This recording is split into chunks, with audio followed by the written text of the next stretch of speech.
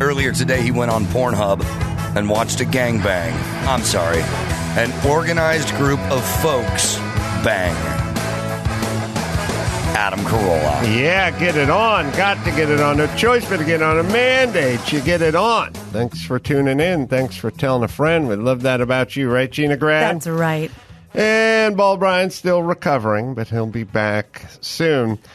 I don't know if you watched your Chiefs yesterday as we tape this. I did, and I have a quick update about your old neighborhood. Gelson's in Valley Village now has a wine bar, so I finished watching it there. Yeah. It was tough stuff. It turns out that people like drinking wine. Yeah. While they knock off that grocery list. Yeah, and so there's probably been more wine bars open. A wine bar is everyone wants to catch the daytime buzz. Sure. Nobody wants to drink scotch straight from the bottle in their bathrobe. Right. So we have to sort of justify it and sanction it. Yeah. And we came up with mimosas and Bloody Marys, right. But the wine bar is sort of an extension it of is. that. It's classier. And when you put it in a place like a grocery store, because Whole Foods has them, I heard a Ralph's downtown has one, you can pretend like, oh, don't mind if I do. Right. But you know what you're doing. Exactly. All right. So the Chiefs were rolling in the first half, came undone in the second. Crazy parity in the league, and literally 6 games of the best football I've ever seen in a row if you go back to last week in the playoffs. So, man, this is just what the doctor ordered for the NFL. And now out to SoFi, which is kind of interesting.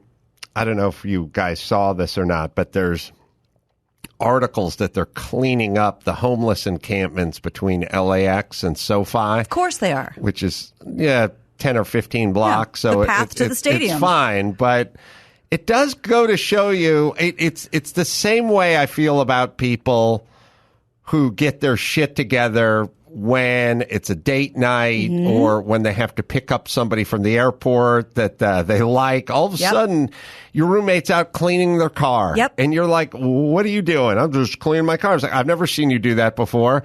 Well, I'm picking up so-and-so from the airport. And it's like, oh, so you can do this. So you're capable of it. You're capable of it. You have thoughts about it. It's just you don't give a shit. Right. But then when you're going to get judged, you get your shit together. Yeah, we're a dysfunctional family who never has company over, and finally somebody's coming over for the high holidays. I mean, anything. That's Los Angeles. That's us. We know. Right.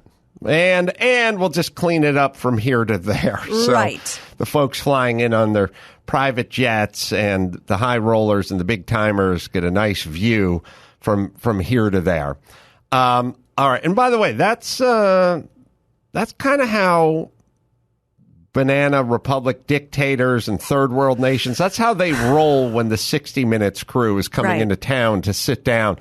They don't steal the grain with the president. Yeah, they keep it nice for them to see, but I think China probably rolls that way, but they don't want you to see the underbelly Absolutely. of it. Are you going to the Super Bowl? Well, it was a source of much ridicule because the plan watching football was I should take my son to the Super Bowl. My feeling is... You know how your dad took you. Yes. The tradition continues. Yeah. My feeling is, I've said this 1 million times, it'll help everyone as a parent. You can be a good parent. You don't have to be a great parent. Mm-hmm. Just be good. Be consistent. Sure. That's enough. I said... that boy's been to Alaska. That boy's been to Denver. That boy's been to Golden, Colorado. That boy has been all over. He's been to Laguna Seca to do car races with me. Took me to start on Disneyland. Went to the playoff game. Yep. He's good. We can enjoy it. Yeah. We can watch it on TV. And he gets that, right? Well, he can watch it on TV. Or will you be watching it on TV? Yes. The good news with him, look, the TV coverage is so outstanding now that the reason you go to the Super Bowl is to say you went to the Super Bowl. Correct. It's not to watch the game because you can't get a better seat than your 100-inch plasma TV. Right. And all the 4 feet in front of the replays and screen. all they put a camera in everything. Right. All the pylons have cameras. The first down marker has a camera. And isn't there a zip line There's over a crazy zip line that I still don't know how it works, Yeah. but there's a crazy zip line that's flying over the stadium. There's no better view than you being at home, but now it's to say I went, then there's something in that. Sure, especially when it's in our home turf. I famously am one of the few people who got up and left the Super Bowl to go watch the rest of the game home in my hotel room or back in my hotel room. That was in New Orleans with the Patriots' first win. Now, I feel this way, but you tell me. Was there a lady waiting for you or something? Yeah, but she didn't know it. She was a cleaning lady. And I just told her we had a little cleanup aisle meet. I see. No, I was being frustrated. I didn't have good seats, and I couldn't see. Mm-hmm. I was so used to watching the coverage. I said this philosophically. I hope it doesn't come back and burn me again. At the time, and you could imagine, my Rams had won the Super Bowl the year before, or the year before that. I can't remember. They just greatest show on turf, and they just won. Your St. Super Louis Bowl. Rams. Right, which are not my Rams, but look, I tell people all the time, I grew up a Rams fan, and then they left, so I rooted for them. Right. People from Brooklyn did that with the Dodgers, or some people didn't. Yeah. But my thing was like, well, they're the team I grew up Yeah. with, so now they're playing over here. Now they're back. Fine. So they're playing the Patriots, and no one had heard of Tom Brady, and Drew Bledsoe just been injured, and the Patriots at the time were kind of a snake-bitten organization. Hard to believe. They went to the Super Bowl against the Bears, and they were humiliated against the Bears. And I think they'd lost another one, and they're the Patriots. I like the name. So I philosophically said, my team, the Rams, they won the year before that, and Patriots never win. So if the Patriots win, I'm okay with it Good emotionally. on them. Yeah. Yeah. Well, then they won, and then they just kept fucking winning, and then Tom Brady turned into Tom Brady, and Look what you did. look what I did. But I said the same thing about Cincinnati and my Rams before the Rams game. I said, Cincinnati's another snake-bitten organization. They've been to the Super Bowl. They lost a close one to the 49ers, and then they lost another. I think they lost two. And two to the 49ers? Anyway, I was like, they've never won a Super Bowl. Yeah. So if they play the Rams and they win, I'll have this feeling of like, okay, good for them. Good dialectical thinking. Yeah, look, you can hedge. The easiest way to emotionally deal with a loss is just bet against your team. It sounds weird, but it will. You will hedge your emotional bets then. Yeah, I get that. And as somebody who knows almost nothing about football, I feel nothing but relieved today about the Chiefs because it was heartbreaking, and I feel bad for everyone at home who was cheering and now they're crying. And I don't want to go through that again. I don't want to get those texts. I don't want to see those Facebook posts. It hurts to see those. Now we can just move on. Rip that Band-Aid off. Yeah. 82 and 89 they lost against. So they've been to two Super Bowls, and they've been a long-time franchise, and they lost both. So if they win, it'll be the storybook comeback of the year, and I will be fine with it. But I still, of course, will be rooting for my Rams. When was the last time the Browns were in the Super Bowl? I feel like that's a Brian question. Never in the Super Bowl. Oh, wow. Yes. Won a lot of championships. Never appeared in the Super Bowl. But wow. never. Yeah. 4 teams: Browns, Lions, Jags, and Texans. Wow. Right, but the Texans and the Jags are fairly They're new. doing okay. They're newer franchises. The Browns have been around since they began. Interesting. So they're really the hard luck team. All right. We have a unprepared back from Portland. This was one we'll play for you. It was the word was kangaroo. Oh, That's good luck to you. That's what we pulled out of the hopper. We'll see what I do with that. Kangaroo. Never done kangaroo before. Don't have a lot of material on kangaroos, so we'll just no. I like a kangaroo. Is that a marsupial? Yep. Is that what it's like when you raise your kid in a pouch? I gotta say, it seems really good, right? I mean, it's like, oh, that's a loving mom. These are loving creatures. They raise their kids in this pouch that's sewn into their belly, that God put into their belly. But it does kind of depend heavily on like who your kangaroo mom is, right? Because if my mom just had a giant fanny pack and I lived in it, I would have killed myself by age 9.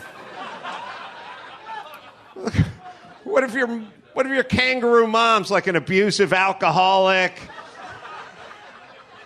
I wonder if they have like latchkey kangaroos where like I spend all the time in the pouch. We never chased dingoes or did anything. You know, how about that Crocodile Dundee guy? I haven't heard of him. You want to know why? All day and night in a fucking pouch. Fucking abusive kangaroo mom. Then she married this alcoholic kangaroo stepdad. He used to sneak into the pouch at night.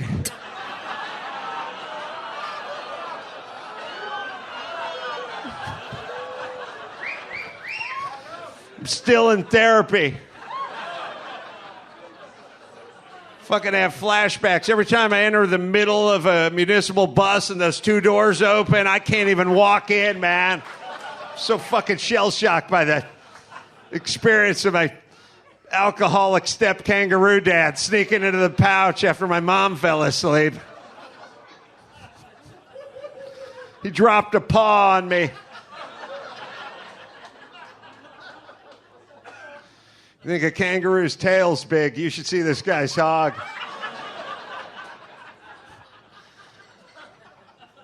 He used it to bounce backwards.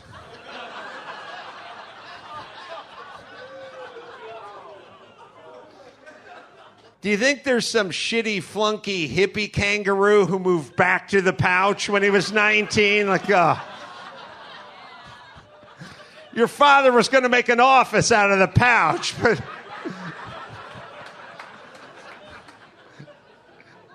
Steve's back in the pouch.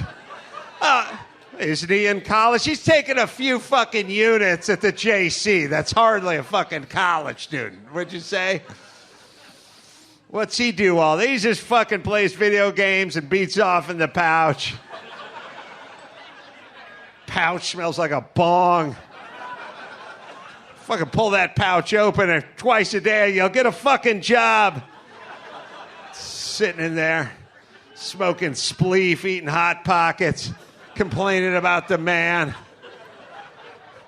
I told him when I was a young marsupial, I was 17, I was fighting in Vietnam, living in my mom's pouch belly. Well, in Italy, a lot of the kangaroos live in their mom's pouch until they're in their 30s. Yeah, that's fucking Italy. They bring their dirty laundry back to mama's pouch on weekends and expect her to clean it. All right, that's all I got on kangaroos. Took a turn for the pouch. Well done, sir. That was tough. I was, I didn't know what direction we're going to go there with kangaroos. But I found my opening in the pouch and I stuck the landing. All right.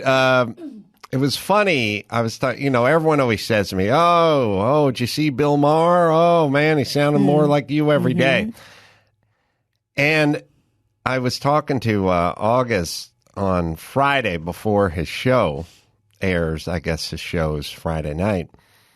And I said, everyone thinks Bill Maher is sort of turning because of COVID and COVID restrictions and mandates and all that kind of stuff. I said, before a show aired. Obviously, I have no idea what he's going to talk about that evening. I said, Bill Maher started to turn. He started to hate the government, like I tell everyone, when you own some property and you try to pull a permit. Right. That's when you'll learn to hate the government. Now, as long as, it's rent control in Santa Monica, it's all hunky-dory. But when you own that building in Santa Monica and the government imposes rent control, then you will not like the government. And I said for Bill, it's when he tried to pull his permits to build himself a little solar shack on his property. That's when he started to hate the California government. I thought California loved solar shacks. Well, it's interesting. I always say this. It's like my mom with health food. She loved health food, but she was also super lazy. And thus we got the Hungry Man Salisbury steak dinner because that was lazy winning out over the health food. Got it. Right? Yeah. And the thing about California is they love the idea solar. of They solar. love solar, but what they really love is regulation. And I, many years ago, was going to put up a whole solar thing at my home. And they were like, well, in California, you have to have an emergency cutoff switch. It's on the other side of the gate. And everyone else, this is a California thing. When you build anything in California, they'll go, oh, we can ship this railing to any state except for California, and we can have the flueless chimney anywhere but California. It's always but California. Somehow we've overregulated our shit. Where you can use the tempered glass versus the regular glass anywhere, but you can't do it in California. That's just all we do is make regulations. And when I was building when I wanted to do the solar thing, it was like everywhere else you can have a shut off at the panel for it's a safety thing. I don't know, fire department, whatever. Your main fuse box. Your main fuse box, you have the main solar shut off, but not in California.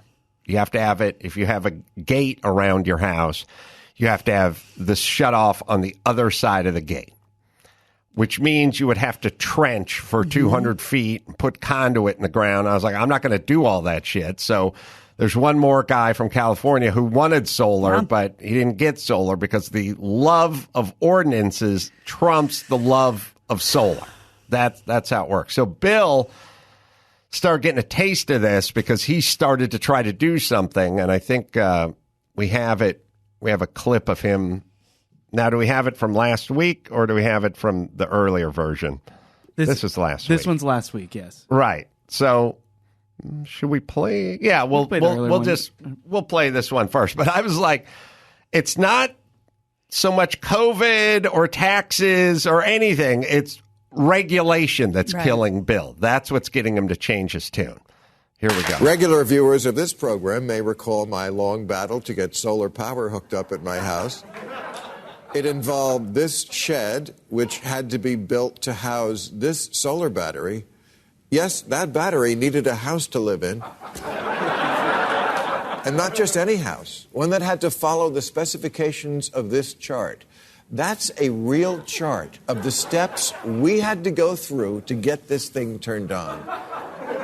Democrats have to stop thinking that what the voters dream about is to be hassled. If you buy a shed at Costco, it comes with this warning. Warning, this product can expose you to wood dust. Wood dust. No kidding, which is known to the state of California to cause cancer. That's right, California thinks you're going to snort your shed.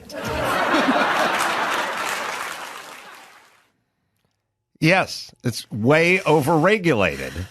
And that's why, if you want to build, if you want to start a business, if you want to, now again, you want to go down to SoFi and sell travelers of vodka out of a cooler, you can knock yourself out. Yeah. But if you'd like to open a restaurant, have a bar, that is a completely different story. And an offshoot of this, which we've talked about with COVID many times, that sucks. It's very disheartening to want to make any plans when you know that's coming down the pike. But you know how we've talked multiple times about how many things about COVID have freaked kids out? Well, guess what? When you walk by anything and everything and there's a big warning sign that says it's known to cause cancer, that's also very scary. On any given gas station, on any given day, it's all over the pumps. It's all over half the stuff. You go into the store, it's not just on the cigarette packs. It's on everything. It's on pottery. It's on pottery, yes. I don't, first off, people tune out, so pick your battles, legislators. But also, why in California, where we have the come on down and let your freak flag fly, why do we have the most regulations? How did this end up this way? How did Carroll Shelby move from Texas to come to Venice Beach to build automobiles? Why is everyone moving back to Texas to build stuff now? How did this happen? And how about we rein it in a little, according to Bill? Be great. And the real thing that drives... I'll tell you what gets to Bill. We have him with Adam Schiff. I'll play you this from October 2020. I think he's asking Adam Schiff what's up with all the regulations. But I'll explain psychologically what's going on. Well, I think Adam Schiff does the same thing that Gavin Newsom does, where he shows up and goes, "What the hell's going on around here? This looks like shit." It's like, hey, Adam Schiff, what's going on with all the regulation? I don't know. What's going on? Like, I don't know. You're making rules. All right, here it is. Can I tell you something? Look, I tried to do the right thing. I got solar panels on my roof. It's almost been 3 years. They're not turned on because when you get regular electricity, it goes to a pole. But then when you get panels, it has to go to a shed. I don't know why. I accept that. I could have bought the shed at Home Depot and put it in a day. It's been almost 3 years. I can't tell you how many inspections. We jumped through every hoop. It's just corruption. This is... It's everybody else, Adam. Yeah, it's over fucking regulated. But here's the problem with Bill Maher. It's the same problem with me. At his heart, he's a pragmatist. And there are many codes that make sense where you go, doorways need to be 32 inches minimum width because guys in wheelchairs can't get through doorways that are not less wide than 32 inches. And you go, all right. And there's safety stuff and there's stuff for people with disabilities. And like you go like, okay. By all means, put in a fire escape. Right. That all makes sense to the Bill Mahers of the world. Then there's the lion's share of the regulations that don't make sense. And when you ask pragmatic comedians to go along with things that don't make sense, it drives them insane. Right. This is what I was yelling about when they were putting police tape at the head of the horse trail saying no more walking outdoors on the horse. It doesn't make sense. I was fine with the put the mask on before you go inside to Trader Joe's, but I was never fine with the no walking on the beach. They're both regulations. Right. One lives in some world where you go, oh, okay, and the other's like, are you fucking high? Didn't you have to put a very special fence around a tree? I live in a place where the oak trees are like endangered species, except for there are more oak trees per capita where I live than any other species of tree. They're lousy with oak trees. Again, very close to a city called Thousand Oaks. Right. And I was trying to build something, and way up on the hill, like you couldn't get to the oak tree unless you got down on all fours. Right. It's to scale this hill at the back of the property on the top of the hill behind where I was looking to build, there was an oak tree, and I needed to put a chain link fence around it. And I was like, we're not working on that oak tree that's up the hill. And they're like, you need to put a chain link. That now it costs money, burns calories, and doesn't make any sense. It's an oak tree that's on the edge of the property. There's no building going on there. And by the way, no founding father, but guess who owns the motherfucking property? You? Right. Would it be okay to Your Highness? see fit to do with the oaks on my property that I pay taxes for? But no. And it all begats just more regulation. Right. They never pull anything back. They just add a few every year. And before you know it, it's confounding.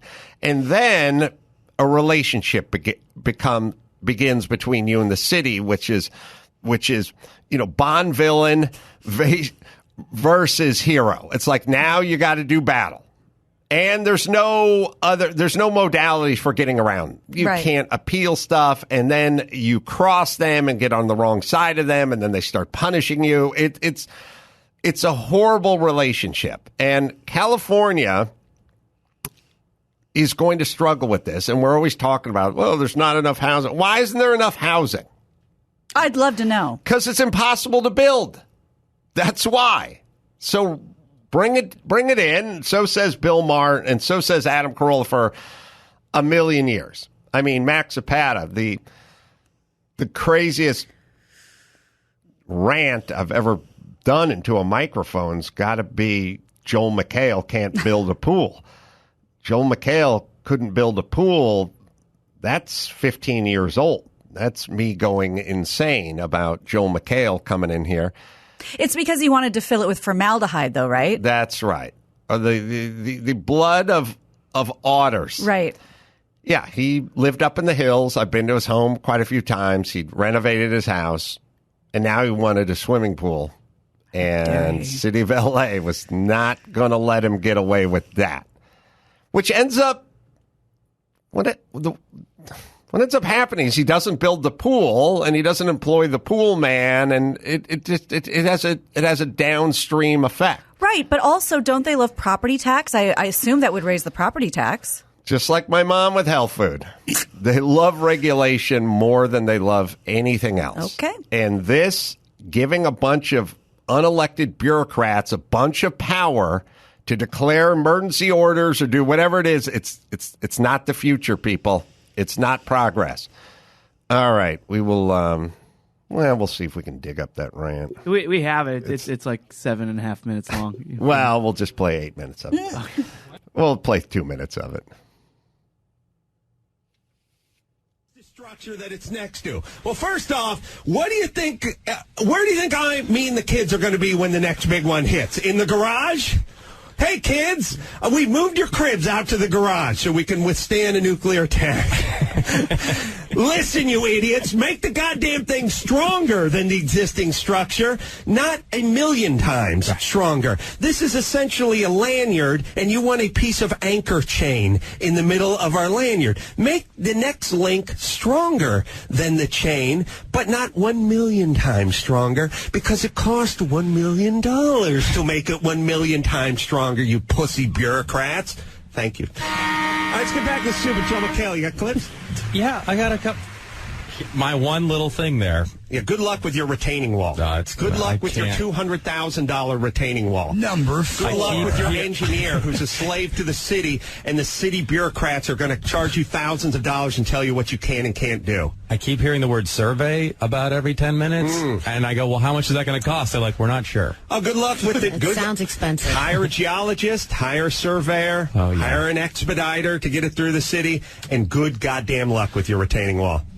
Now, here's what I find so strange. You could build, as you were saying, you were going to build a bunker. You will build, right? But if you have trees surrounding your house anywhere in California, those trees could set your house on fire in a heartbeat. So why do they not make us cut down every tree near any house? Well, they're not practical. They're interested in your money, not your safety. Right. Number one. Number two, they all hide, like I said, behind this safety thing. And nobody cares except for the guy who's cutting the checks. Man. That's you. I just want to say that Adam is sweating. And thus, he pooped. And he whizzed all over his computer during that speech. Thus, Joel McHale. His eyes rolled back in his head. He vomited. I don't think you could. He actually spoke through his vomit during that. Joel McHale's going to be at the Grand Sierra Resort and Casino in Reno, Nevada, so he can build a retaining wall. And right. You will, if you go out and attend the show, you will pay for about 2 feet of one grade beam. That's right. Thank you. You make a good point, which is that life before inspectors wasn't a disaster. My house was built in 1914. It's still sitting in Koreatown. It's fine. That's right. Because we're an earthquake country, because it's dangerous, and we hide behind safety. We hide behind the veil of safety. Hey, just playing it safe. Hey, better safe than sorry. Hey, we're an earthquake country. My house was built in 1929. It has no reinforced concrete, no plywood, because plywood wasn't invented, no Simpson straps, no HDs, no hold downs, no all thread, no J bolts, no nothing. Nothing! Nothing! They had some poor Irish guy, poor foundation, and they set a house on it. He sweated blood. That was it. There was no straps and no Tico clips and no 835s and no continuous shear wall and no moments and no nothing. No nailing schedule, no inspector, no nothing. Now, nothing! Nothing. Now, that house was built in 1929, and you know where it is today? Right the F where it was put. By all the dead people with no hold downs and no rebar and no bunkers and no straps and no nothing. Why? It's an earthquake country. It's an earthquake country. Now, what do you think the house did, you retards? Did it sprout legs and run to Montana every time there was an earthquake and then hustle back and land on its foundation? No! It sat there with no straps, no plywood, no nailing schedule, no hold downs, no all thread, no piers, no pylons, no grade beams, no retaining walls, nothing! I don't know. All right. Well, I was onto this shit a long time ago. I've always been onto this government overreach, compliance, code thing. And now, well, Bill 15 years to catch up, but now he's on too. And if Bill took 15 years and he was, already, kind of on board, does that put the government at 115 years to catch up to this theory? Oh God, they never take their foot off the accelerator. They just build another building code. All right, let me tell you about X Chair. From the first moment I sat in my X Chair, I thought this is what real office chairs are supposed to feel like. I never look forward to sitting in my office until I got my X Chair, but I got my X Chair quite a few years ago because I was on these guys before they became a sponsor. Can your current office chair give you a massage or heat or cool down? X Chair can. It's got LMX massage and temperature regulation exclusively designed for X Chair. Plus, customized support of X Chair's patented dynamic variable lumbar, or DVL. You can try the X Chair for yourself and try it risk-free for 30 days. Once you realize just how much your chair can do for you, you'll switch to the X Chair and you'll never go back. It's X Chair, right, Dawson? Go to xchairadam.com now. That's the letter X, chair, 80am.com, or call 844-4XChair for $100 off your order. X Chair has a 30-day guarantee of complete comfort, and you can finance your purchase with as little as $30 a month. xchairadam.com. All right. Anthony Rodia is going to join us right after this. Thanks, my father. Indian guy picked up. I had no patience. I gave the phone to my dad. I said, you two battle this out. Good. Took my father 2 minutes to flip out. He said the most ironic thing I've ever heard out of his mouth. Hey! Ma, can you stop and talk? I don't want to be rude or disrespecting nobody, ma. It's impossible. I can speak to somebody speaking English.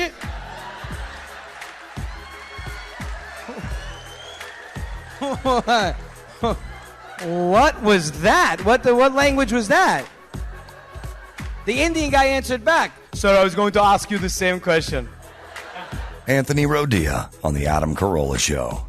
Good to see you, Anthony. Thanks for joining us. I'll give you some dates for the Road Rage Tour. Oh, what's going on? Where are you zooming in from? Front seat of my truck. I always want to stay nice and calm when I'm on podcasts. So I said, why not get stuck in traffic and go to a 76ers game in the middle of a Monday afternoon. Oh, boy. So you, where are you at? You in Philly, or is it a home game or a road game? Yeah, they're in Philly. I'm driving from Long Island. We're on the Cross Bronx right now, heading to the GW. So your story's a little unique. Stand-up was something that came more recently in your life, and I know you're working at a luxury car dealership, and I love myself some luxury cars, so we can talk about that. But how did the stand-up come into your world? I mean, I've always wanted to make people laugh. I've always made people laugh. I was, a typical class clown in high schow. My teacher said that I should start learning how to be serious in life, or else I'm not going to amount to anything. So it's ironic now when some of those same teachers come to my shows. But I kind of got the itch. I did a couple of open mics in my 20s, and I just got tired of hearing people say I missed my calling. And then 38 years old, I went to go see a comedy at a theater, a movie. And I heard the whole audience laughing, and it just something kind of clicked inside me. I said, I got to give this a shot. If I do it and fail, at least I did it. But I gave it a shot. I try to grow an audience on social media with my videos, and I said, if you can grab an audience and kind of put asses in seats, you could perform. And then at that point, if you're good, you're good. If you're not, then at least you tried. And I've been doing it full time since 2019. How successful was your career when you were at the Luxury Auto Museum? And the reason I bring that up is because it's one thing to lose your job as a bartender or waiter or working at McDonald's, but some people actually have careers and they got to walk away from a career. Yeah, I walked away from a very good paying job. My wife was able to stay home and raise my daughter at the time. So I was the only one working. And it wasn't easy to leave. I mean, I came home the day I quit, and I thought I was going to be welcomed home with open arms. And she said, why are you home at noon? And I said, I quit my job. I'm really a comedian. She goes, why do you hate me so much? And she just started crying. Fair. I go, that's not the response. That's not the reaction I had in my head. So yeah, I left a very good paying job, supported my family, and I gave it a shot. And this was March of 2019. And she said, listen, I'll give you until December. And if you don't have it, you got to go back to work. And listen, I didn't just jump and quit my job. I was with a small agency at the time. I had about 6 months of shows. Tickets were selling. And I was making more doing comedy at the time than I was, working at a job that money was good, but that I couldn't stand. So I had a little bit of a plan, but it scared the hell out of me. And then, then she tells me less than a year later that she's pregnant with our second. So that kind of went over well. Yeah, it's interesting. I don't know. Is it? I think a lot of people go, oh, that's brave to quit this and to start that, or I wouldn't have the guts to do that. But is it really that, or does some people just have a more focused approach to their life? This is what I would like to do. Yeah. Versus guts. I mean, listen, it definitely takes guts. I mean, I think anything worth having in life needs, requires some sort of risk. I mean, I don't think it come easy, or else you wouldn't appreciate it so much. So it was definitely a risk involved, but I had a plan. I mean, I had shows booked out, at least 7-8 shows a month for the next 6 months. But I think people just get comfortable. They're afraid of failing. They don't know if they're going to be able to pick themselves back up. And I said, listen, if I give this a shot and it doesn't work out, I'll go back to work. I mean, I wouldn't have been happy to do that, but I would have gave it a shot. I don't ever want to lock back and say, what if I would have done it? I don't ever want that doubt. So I can't live like that, me personally. Some people can. And I couldn't do it. Well, and it makes sense when you talk about comfort, because when you asked that question, my first thought was some people, we all can live with a certain amount of discomfort. And when we're, like we talked about with jobs, when we're uncomfortable, it doesn't matter what the pay is. You've got to move on.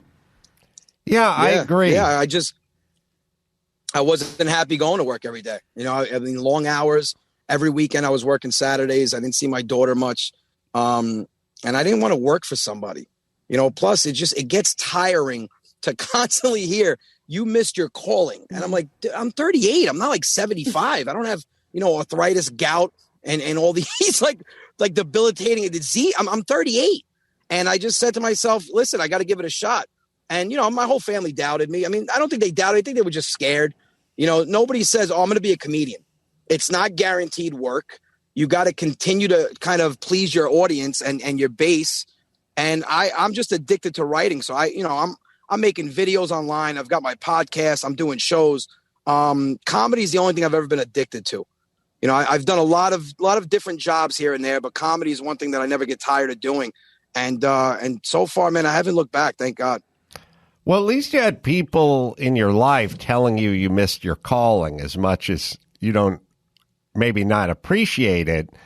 There were those around you saying you could do this, or that it was your calling, even if in fact you were missing it in your mid to late 30s. But did you always have that? Friends, family, coworkers, like people who did say you were funny?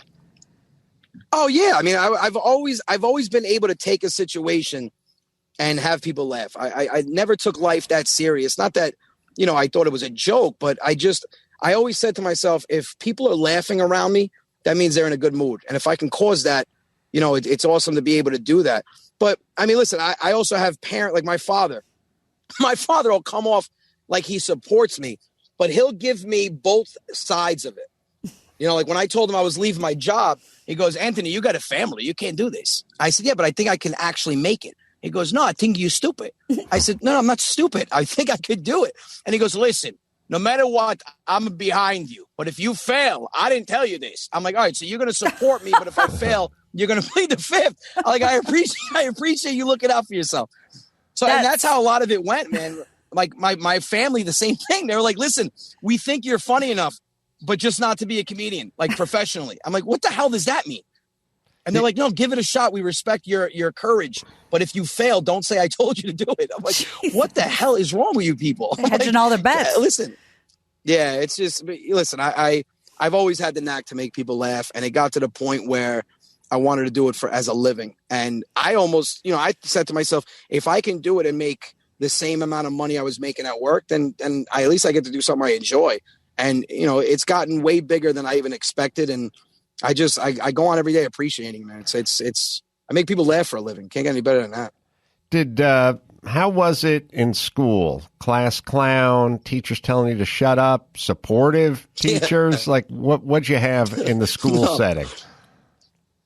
Exactly what you just said. You almost sound like one of my teachers.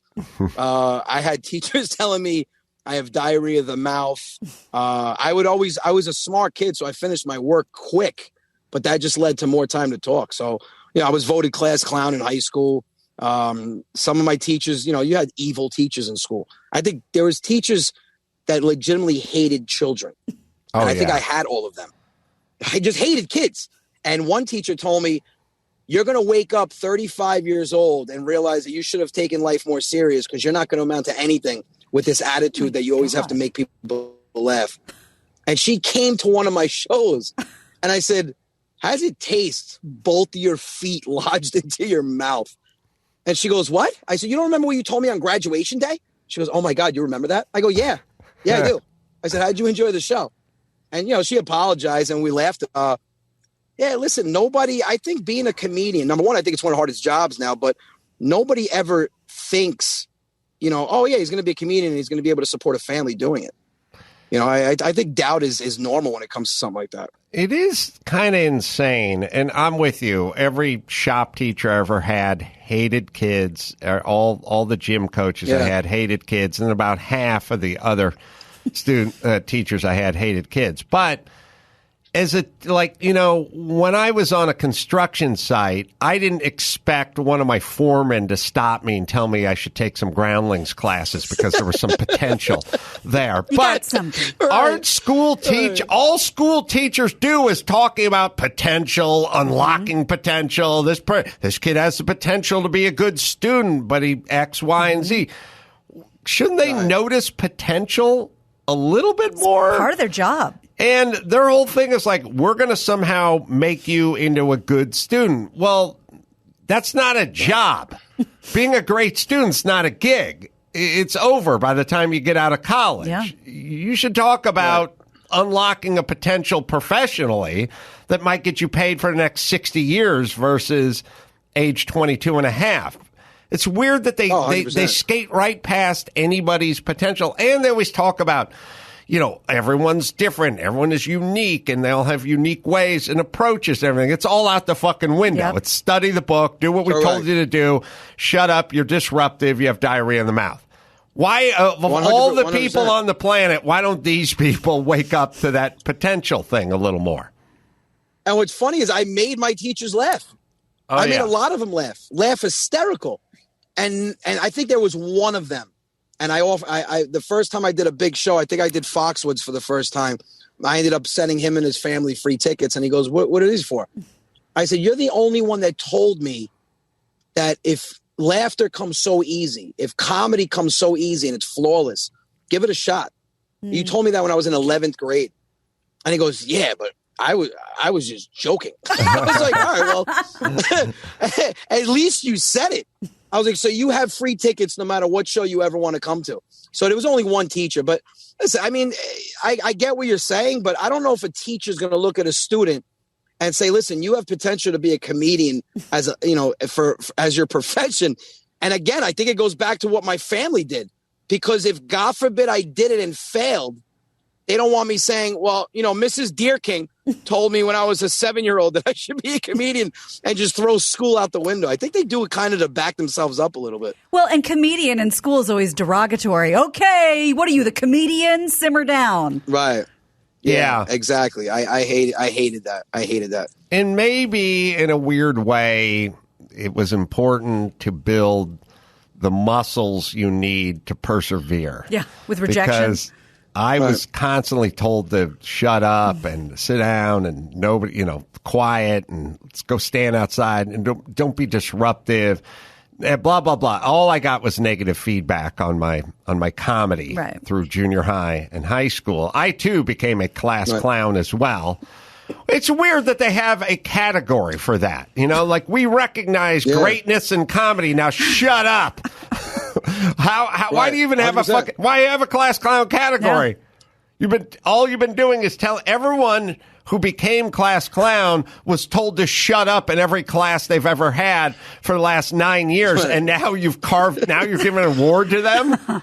It's a mixed message, but it's a lifetime achievement. Yeah. I was constantly told to shut up as well, but maybe that's how we figure out who really wants to do this. Yeah, because it's in the face of adversity. Listen, I always say, I like turning.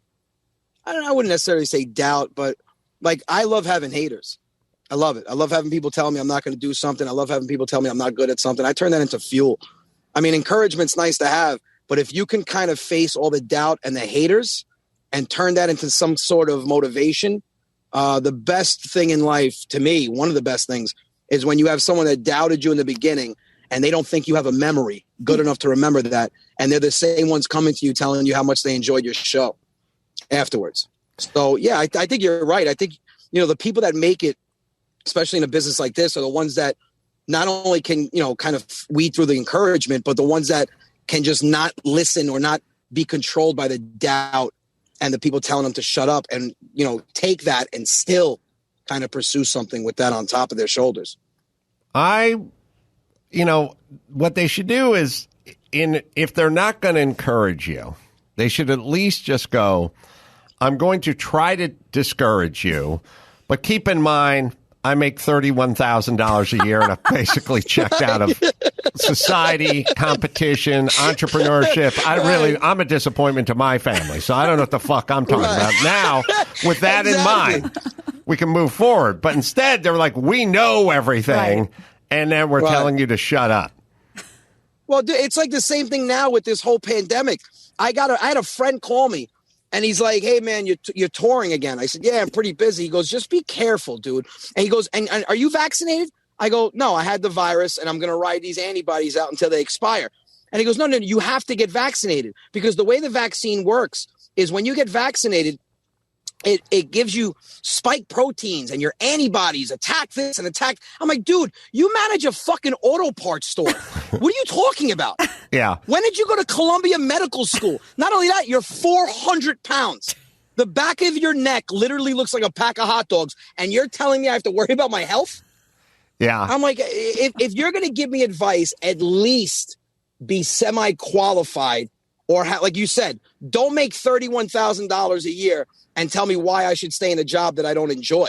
At least, have some sort of experience or an example that you can go on. Like if I'm overweight, I'm not going to say, hey, Adam, listen, I know exactly what you can do to get rock hard abs. You're going to look at me and go, well, then why aren't you doing it?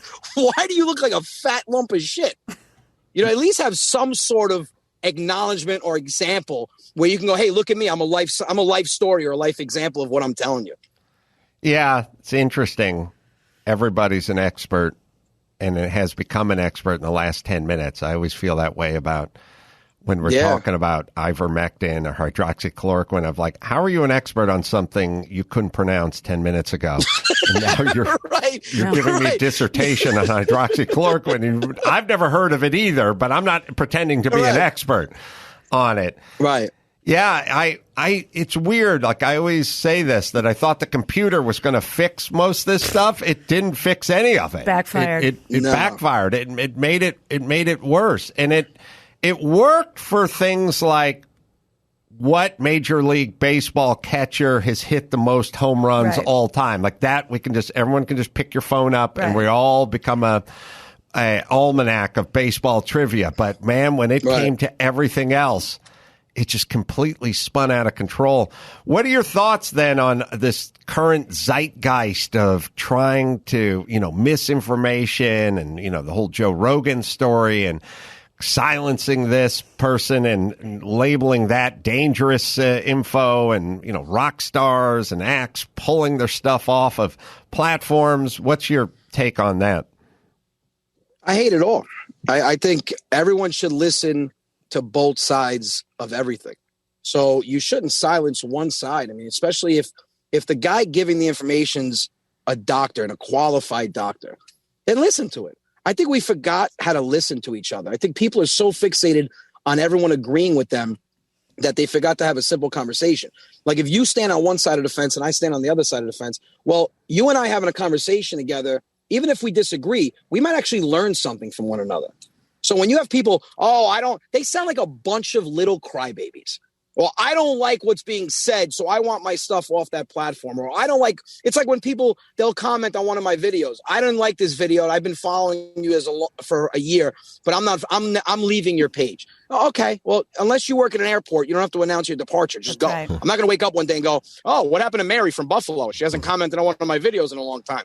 So people have to stop being crybabies.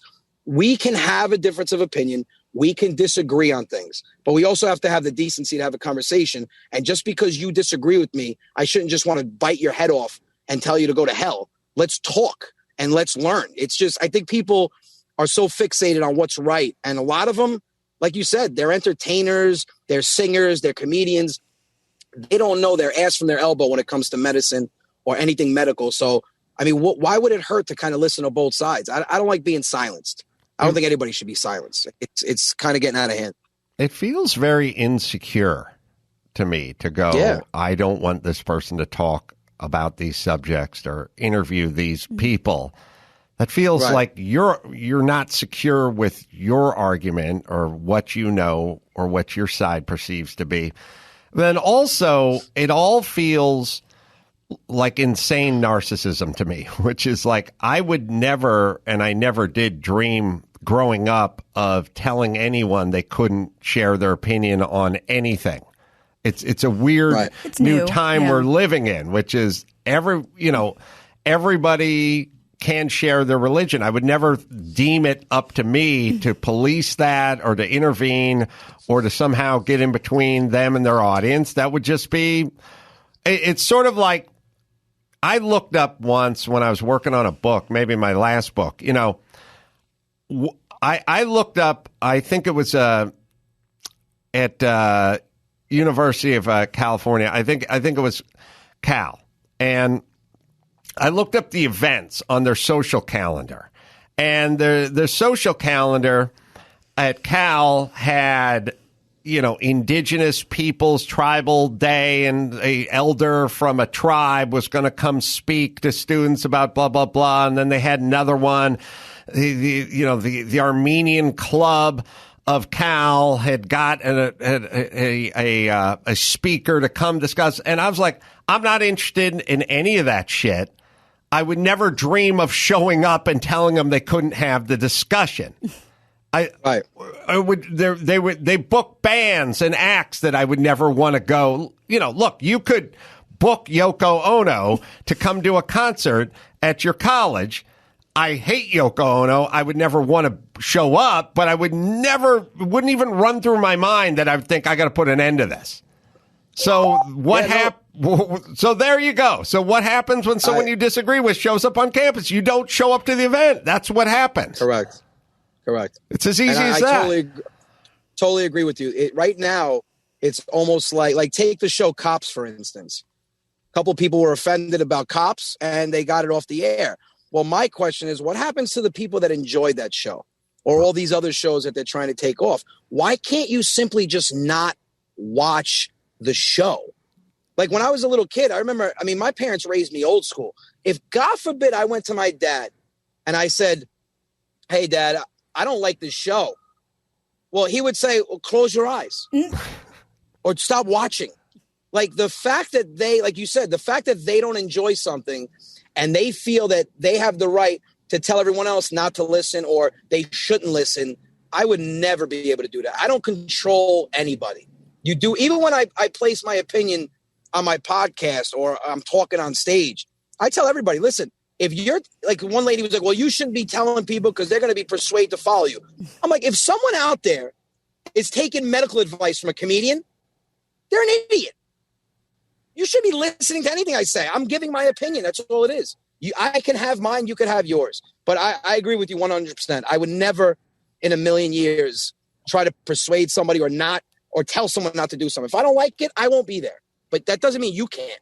You do whatever the hell you want. I do have an answer for your question. Why do we do that now? Why do people you just don't show up?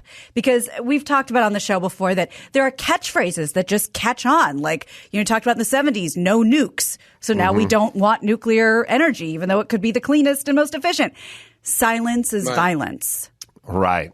And so when these terms catch on, they start to get grafted into the I into agree. The culture. And meat is murder. No nukes. Yeah, silence is violence. No, they just rhyme. That's it.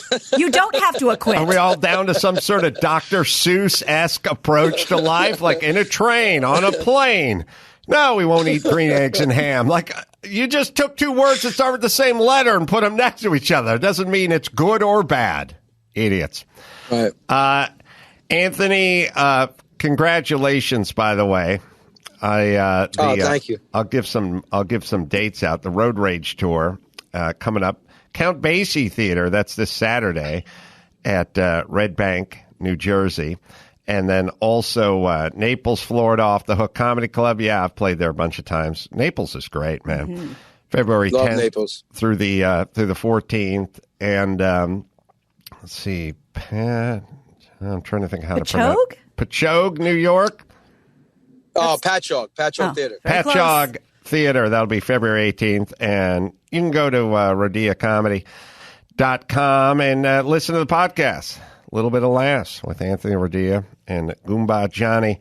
And check that out. Anthony, thanks for checking in with us. And enjoy that. I appreciate it. Listen, thanks for having me on. And Adam, longtime fan, brother. I mean, you all I got to tell you is 16 years old watching Love Lines. That's all I got to tell you. Well, thanks, Anthony. Much success, and thanks for joining us. And whenever you're in L.A., come by and see us in person. Absolutely. Thanks for having me on, guys. I appreciate it. Our pleasure. Anthony Rodia, and we have Anjelah Johnson is going to join us in studio right after this. It's time to check Adam's voicemail. Hello, ACS family. I just want to say thank you guys for being the voices in my head on these long, snowy evenings that I'm plowing snow or the long, hot days that I'm mowing grass. Always got you guys in my earbuds or air things, ear cans, I don't know. But thank you guys. Thank you. Doing a great job. Thanks. Thank you. You can leave us a message at 888-634-1744. Comedian Anjelah Johnson has joined us. Got a book that's not quite available yet, but you can pre-order it. That's right. Who Do I Think I Am? And available now for pre-order on Amazon. Where'd you grow up, Anjelah? Bay Area, San Jose specifically. And what's your nationality? Mexican, Native American, very American, though. I don't speak Spanish. I wish I did. My last name is Johnson. It's been an issue my whole life. And I'm reading here that you had thoughts about being an actress, but also being a chola. Yeah. Growing up. Yeah. Now, I always remember cholos, but I never really thought about cholas. Oh, the ladies represent in the community, right? Yeah, honey. Yeah. We're the girl version of what you know. The cholo. Yeah. Sweet eyebrows. Very thin eyebrows. Yeah, yes. Thin eyebrows, like dark lip liner, foundation that's usually a shade way too light for your face, like just creased up Dickies, some Nike Cortez, feathered hair, crop top. Yeah, because we're still feminine. You know what I mean? Like, we'll fight you, but we're still feminine. I think I saw a chola possibly represented in an oldest white man ever. AM/PM commercial where chicks riding a lowrider 10-speed. No, it's a Stingray, like the panel bars. Yeah. First off, I love the idea that the lowriders made a lowrider bicycle to just indoctrinate the kids for the lifestyle one day. Going nowhere quickly. Yes, I love that. That was my dream growing up. I wanted the lowrider bike. I wanted to ride in a 64 Impala with hydraulics and listen to like cruising oldies. Like, that's what I wanted. That was my dream in life. It's really interesting because I'm a car person, and you can basically see the personality and temperament of the culture pushing through to the cars. So German cars are just about going faster. Right. Every modification they do on their car is home of the Autobahn. You know, like, how do we go faster? The Cholo, that's a slower lifestyle. The modifications that are made are to slow the car down, not to really to stop speed and bounce. it up. Yes. Yeah. You don't want to go fast. You got to slow it down so everybody can see you. That's right. You know what I mean? And the more you have to like turn the wheel to go over a speed bump, like that's hot. No rack and pinion. No rack and pinion, but if you hit it going straight, you'll tear your oil pan off because it's so low. Got it. You have to hit it at an angle. That's right. That's right. And then if you got to go at an angle on a speed bump, hey, that's my type right there. I was waiting for him. Call me. Hey, page me on my pager number, bro. Did you, were your parents, were they that way, or is it just neighborhood? No, I was just, in my neighborhood, like, it was very diverse, and I grew up in the Silicon Valley, so it's like, everybody was like engineers, and it was like, the tech boom was happening. So this is before even all the Facebooks. This was like Sun Microsystems. This was like Cisco system, everything. And so I lived by all of the computer stuff, but I wasn't into it. So my neighborhood was very safe, but I wanted to live in the dangerous neighborhood. Like Oakland. Like, even just the east side of San Jose. Like, I wanted to be like on the other side of the tracks. And I would ask my mom, I'd be like, do we have anybody in prison? Like, in family, do we know anybody in prison? Because I wanted some street cred. I'd be like, do we have any family members in prison? And she'd be like, no, like, we're not that family. Like, stop trying to make us that. Like, we are not. And I would be so sad because I wanted that lifestyle so bad, and it was not in the cards for me. I tried my hardest. I don't know if you know, but I'm thinking about it. Is this a American version of the Hispanic life? Does this exist in Mexico is what I'm saying, or is this like a Southern Cal version of that? Because I've been to Mexico 15 times. And I've been to the San Fernando Valley. I feel like there's more of the chola life there than there is on the other side of the border. I think it's definitely an American thing, and it's really a California thing. I'm sure there's cholos like everywhere in Texas and all over the place, but it's really specific to California and the West Coast movement, the Chicano lifestyle.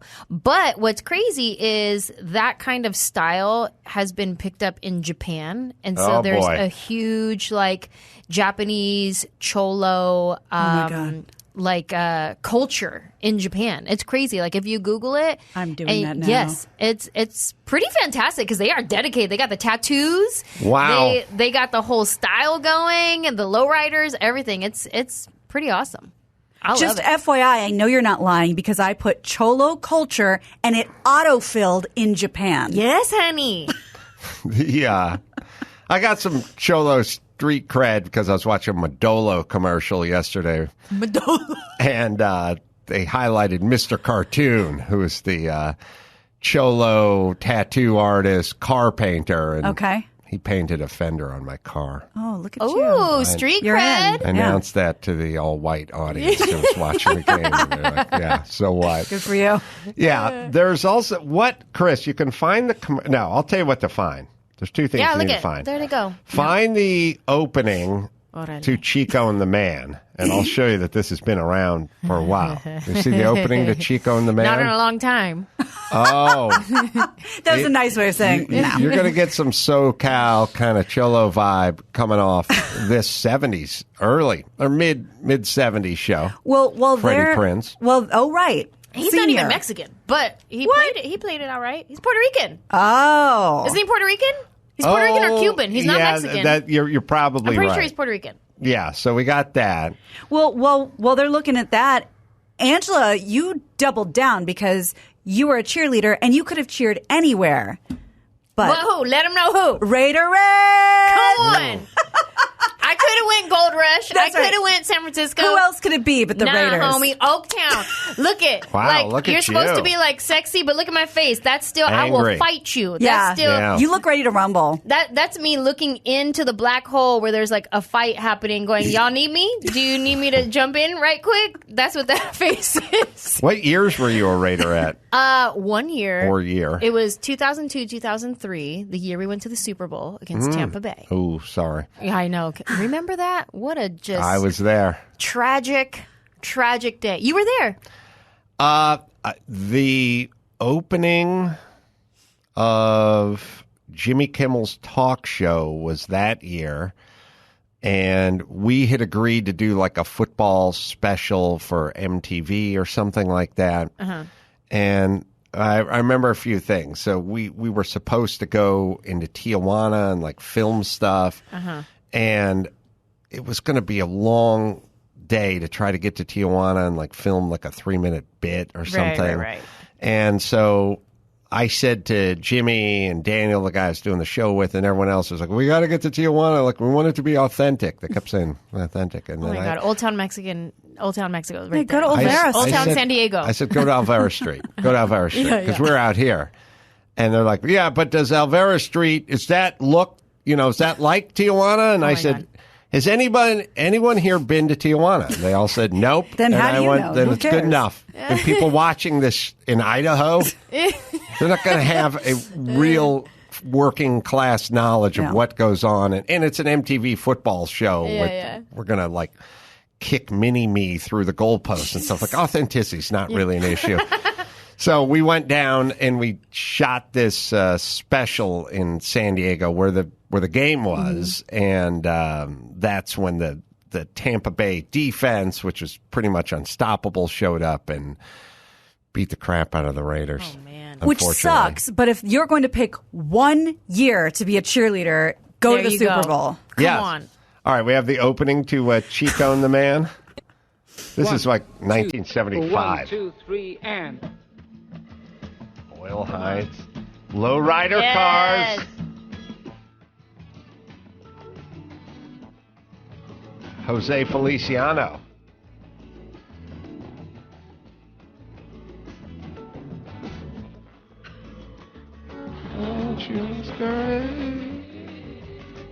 Soccer games at the park. I mean, Come on. this is in the 70s. Look you at guys weren't this. even born. Accurate.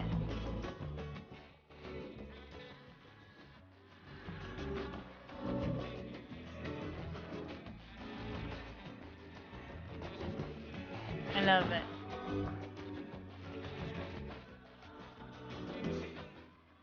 It's funny, they made an attempt in the mid-'70s to like cater to the Hispanic culture, and then they went, fuck it. And we go, fuck it, we'll concentrate on the blacks. And then that was it. Is Jimmy Kimmel related to anyone named Joel Kimmel? Because he's one of the writers. No, and Jimmy screwed up the theme song when he was singing it to me once anyway, so. That's you know. He's not related. I see. There's also an Admiral Kimmel from World War II. I don't think he's related. You know those genes, yeah. Not related, but yeah. Freddie Prinze Sr., you're right. German and Puerto Rican. Yes. You're right. Mm-hmm. Mm-hmm. So how did you, if not the family, it was all the neighborhood that got you into the chola lifestyle? No, like my neighborhood was safe. It was just I know the lifestyle and I just wanted it. And I had friends that, you know, when I got to junior high, they live on the east side. And so anytime I got to go to their house and hang out, I'd be like, oh, this is the real hood. Which is crazy because I'm sure like as I wanted their life and I wanted like family members in prison, I'm sure there was a part of them that wanted the stability that I had in my life, you know? But it's like, you know, the grass is always greener. But I would have like friends that were just, I mean, a lot of my friends ended up going to prison and like we went on different paths for sure. But I could have easily walked down the road. I went like halfway down the road to Cholaville and then I like made a U-turn and was like, nah, not I'll just for go you. home. Yeah. My feet hurt. Where did comedy start to rear its ugly head? My dad is the first comedian I've ever met. He's not a stand-up comedian. He's just a funny dude. So I watched him get the laugh in every room that he was in every conversation he was in. So it was automatically a thing that I knew to do and that I had within me in conversation to like say the thing to get the laugh. And my dad... Now it's very much dad jokes that he does. But growing up, everybody loved my dad. Life of the party, he was a delivery guy. And so all the ladies on all his route loved my dad. Like everybody would just like laugh. He was just a charmer schmoozer guy. And so I kind of took after him and learned how to get the laugh that was a good thing. When people laugh at the things that you say, like, that means you're good. That you're cool. And we were talking about this a little earlier. Did that get you in trouble in school? Did that help you in school? Did people appreciate it? It helped me. I went to a bunch of different high schools because I didn't like school very much, so I would just stop going. And then I would have to go to a different school, and then I would just stop going. But in my senior year of high school, I was a teacher's assistant in an art class, an AP art class. I can't even draw stick figures. But anybody could sweep up their, clippings and wash their paintbrushes. So I was like, okay, I'll be a teacher's assistant for extra credit. And she knew that I was funny and like an entertainer. So she would like send me, she'd be like, oh, go to Mr. Rourke's class and like go sing a song. And so I would go to the other class and I would just like barge in and like start singing a song and like just do something silly to like get the laugh. So I wasn't like the one who was like, getting in trouble for it. I was definitely the one that people saw and be like, oh, go do that for them. Like I was everybody's like little monkey, like, oh, go do it for them. It was sanctioned. And anecdotally, listening to Anjelah and then a couple of the girlfriends I have who are, very, very similar, it does seem that like the nice looking, young, energetic girl who's funny had a much different path than, say, you and our guest. You know what I mean? Anthony, yeah. There's a little bit of an era thing. I missed the more sort of progressive vibe of, we need to cultivate whatever's inside of our students, and nurture it or something. I was just shut up and sit down was always sort of where I came from. True. A little more of a basic training army kind of that was loosely based of the military, like show up, sit down, and shut up was sort of how it worked. But I do think later maybe they started to wake up to it a little bit, although I don't think Anthony got much of it either. No. He's quite a bit younger than I am.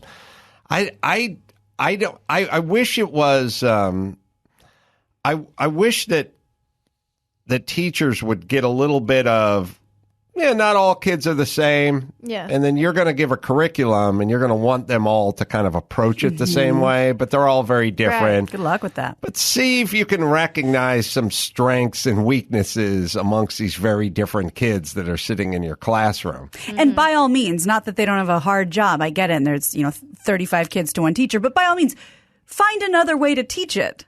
Yeah. It doesn't just have to be the way, right out of the textbook. I think another reason why I didn't get in trouble a lot is because I don't like disappointing people.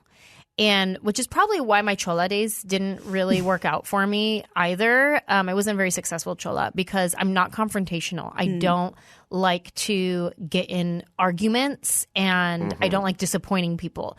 So I think like I would be funny. Strike two. I knew exactly. I knew my limits. Like I would go to my limits and be like, okay, they're getting mad. Let me stop. Yeah. You know what I mean? Yeah. Like, I don't know. Was there any comedy amongst the Raiderettes? Me. I was the one that like people would be like, oh, do your nail salon character here, and I was the one that was always on, and for like Halloween, everybody's dressed like something sexy, and of course I'm just like not something sexy. I remember one year I came as like a celebrity.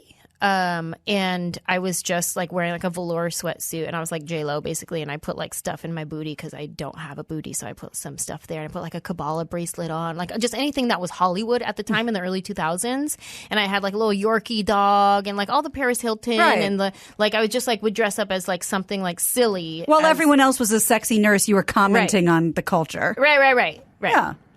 So not a lot of comedy there, but you. Yeah, me. I was it. Did you want to do it a second year? No, because so like I said, I didn't really do the whole school thing very well, but I ended up going to junior college afterwards, which is weird because I didn't want to do high school, so voluntarily go to junior college was weird, but I did. And I was at this point in my life where I didn't know what I wanted to do with my life, and there was a piece of me that wanted to be an actress, but I would never say it out loud because I was embarrassed because it's so far-fetched. I live in San Jose.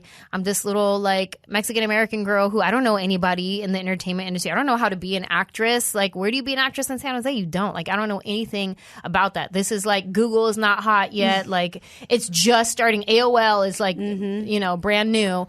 And I wanted to be an actress. I just didn't know how to do it. So I would tuck it away in my heart and I wouldn't say it out loud because I was embarrassed.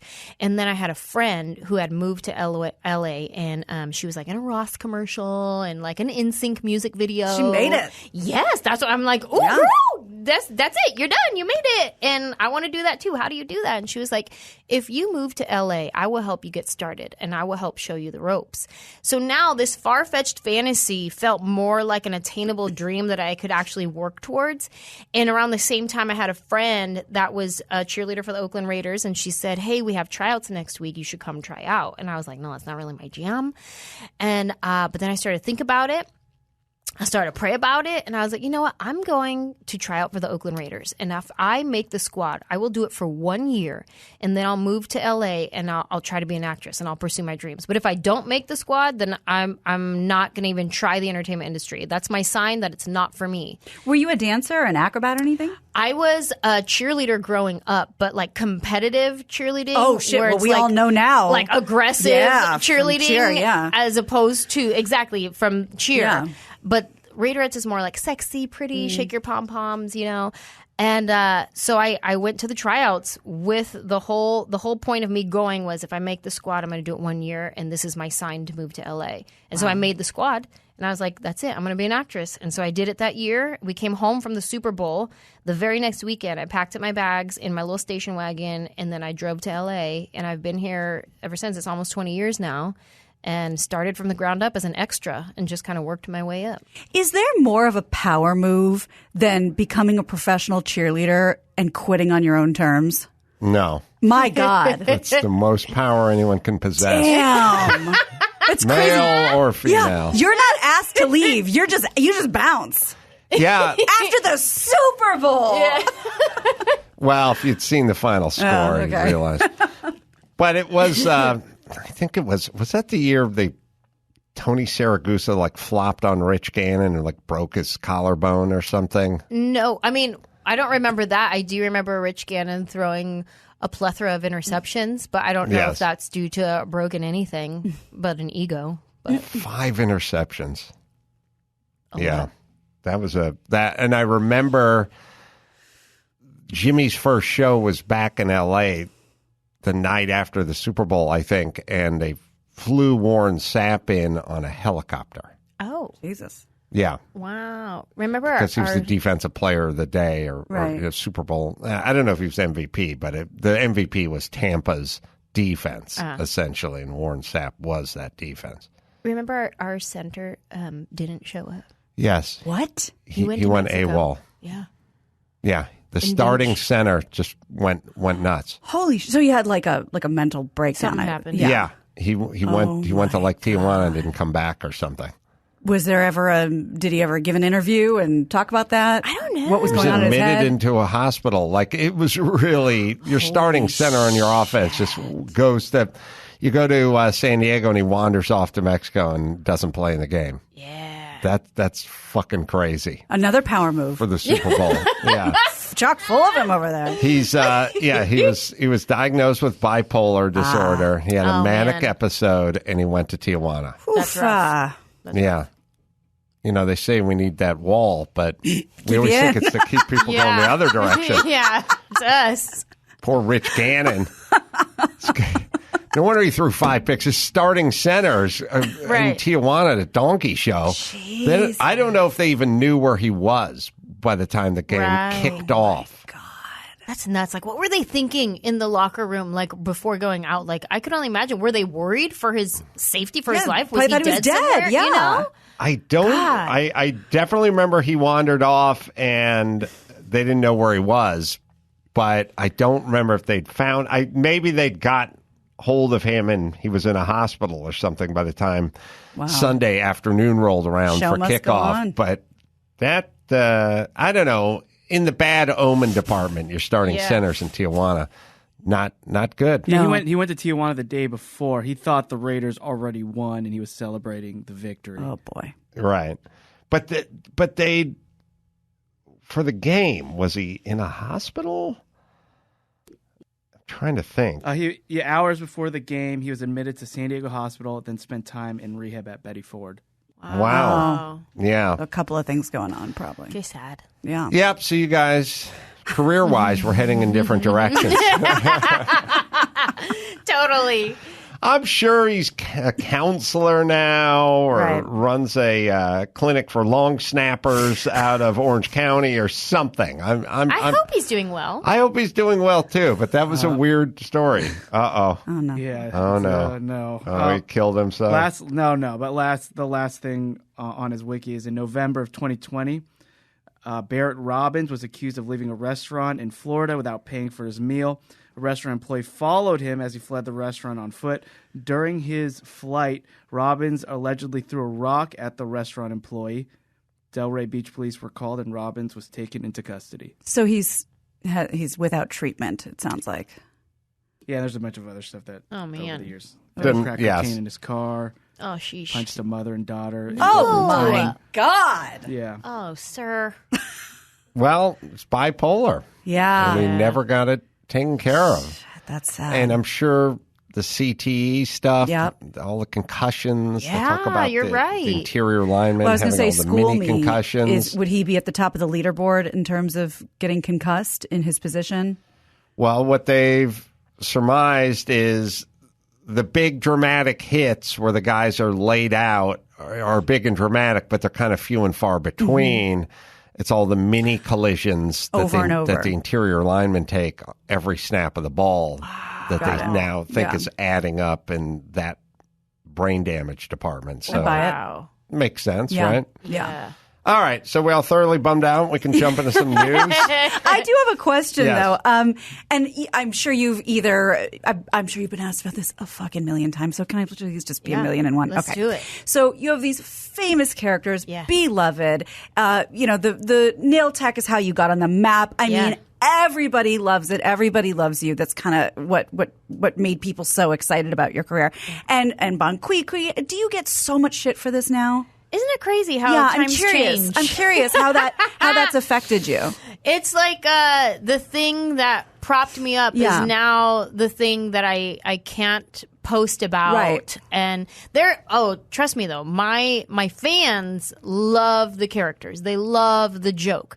But when you post on social media to a wide variety of people who are also not your fans, who are just commentators, who don't have appreciation for comedy, who don't understand sense of humor and things like that, those are the ones who are really loud.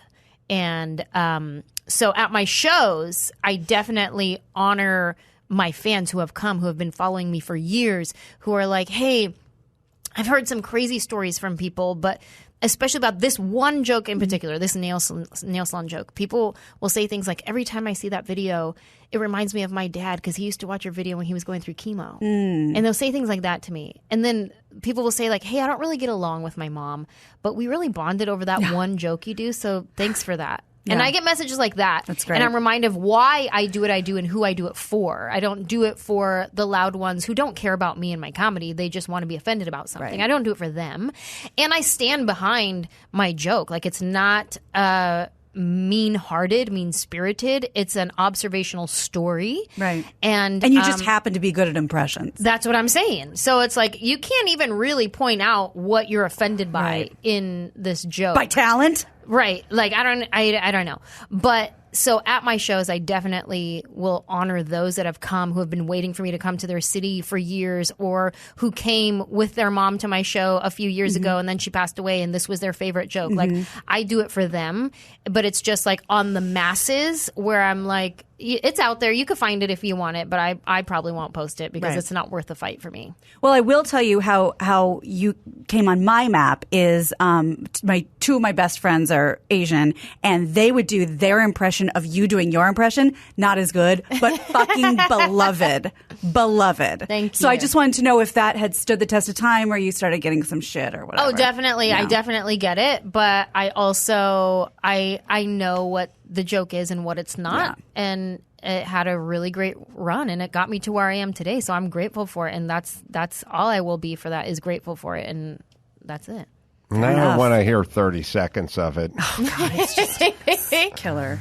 I know, it's good. You want to get like halfway through because the beginning is like warm up of the joke. The sad part is that now we're living in a world where everything's cultural appropriation and you can't do this. It's such a weird... It also has no end.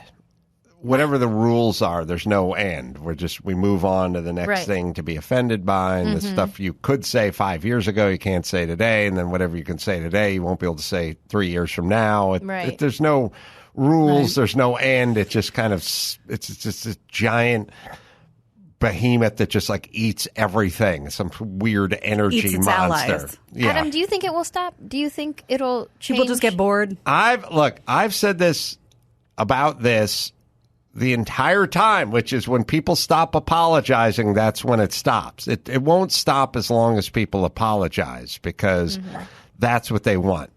They want dominion over you. They want your agency. They want that. The second people stop apologizing, they kind of move on, and they leave.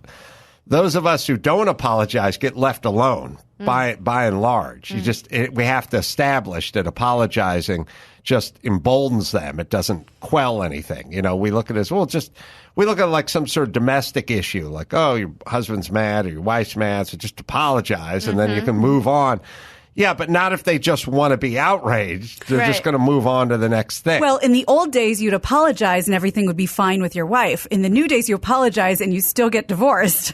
You know, that you're still going to lose your job over these jokes. So when everyone stops apologizing, that's when it'll stop. When they stop negotiating with the terrorists, then the terrorists stop taking hostages. It's basically what it is. Right. And I think the rule, and I've said this many times, and I think this definitely applies in your case, if you're, somebody puts on Twitter like an old joke that somehow isn't, standing the test of time and you're offended, if you hear people in that audience laughing, that means it was acceptable at the time and you need to move on. Right. Totally. If everyone's gasping, then by all means, give it a second listen. But this was the comedy at the moment. People loved it, and you have very little to say about it. Totally. I completely agree with that. And what's funny, I was listening to one of my old hours a long time ago, and I heard a joke that I completely forgot about that I did. And I was like, oh, when they find this one, when it's unearthed. All right. Do we have Chris is looking? We're just queuing it up. All right. We'll hop to the here middle we go. somewhere. Here it is. Now, with these ladies, they're so nice. You know, they make you feel like it's all about you and customer service. You know, whatever you lie, we do for you.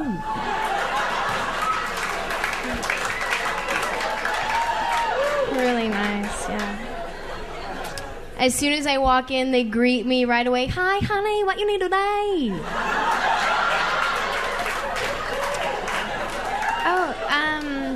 Can I get my nails done? Okay, honey, do you lie pedicure too? No, just my nails. Honey, why you don't lie? Pedicure, it may look nice, it's so sexy. It's better for you. Oh, all right, sure, then I'll get a pedicure too, thanks. Okay, honey, sit down, number 6, my ling, she do for you. Good job, only $20 a month, that's okay, sit down. All right, we got it. It's always funny. I was 24 in that video. I had been doing stand-up comedy for 4 months. Oh, my God. 4 months. When that video was taken. And it blew up. And it blew up my spot. I didn't even know I was going to be a comedian at that point. I started doing stand-up because I took a free joke writing class at a church on Tuesday nights for like a month. And the nail salon joke is one of the first jokes that I wrote in this free class because I knew I had this accent that I could do. I grew up around a lot of Vietnamese people. I could do the accent really well. I knew the culture. I've been getting my nails done for a really long time. And I remember in the class saying, I do this nail salon thing. I could probably make that into a joke. And she was like, oh, no, nail salon jokes are so wacky. Just stay away from nail salon jokes. And I was like, I don't know if anybody does it like me, so I'll just give it a go. And so I wrote that joke in my free class at a church 4 months before that video was taken. Wow. And you know that teacher's taking credit for that shit. Oh, that's true. Your headshot's up on the wall. All right, we'll take a break. We'll come back with the news right after this. Well, we talked about football, but let's go in a little deeper. Over the weekend, reports were swirling that Tom Brady was retiring from the NFL after 22 years, and that was the story. And then suddenly, the reports surfaced that it seems like they could have gotten that wrong and that the reporters over at ESPN were confused and he hadn't made up his mind. And everybody's confused. But USA Today reports that after a little digging, reporters found out that Brady has a strong financial incentive to delay this announcement. If he waits until February 4th before announcing he's done, he'll be entitled to the rest of his signing bonus, which is $15 million from the Bucs. So we just have to stay tuned until, I guess, February 4th for anything official. Wow. There's a theory amongst the insiders I watched a game with. Oh. I watch a game with insiders. You sure as hell do. That I think it was, is it Adam Schefter? Oh, Schefter? Schefter. Wait, are you telling us who the insiders are? No, that's he reports. There's a conspiracy theory that the guy who broke the story was fed false info to make him look like an ass. Worked. Because he was against Brady during the whole Deflategate thing, and Brady hasn't forgotten.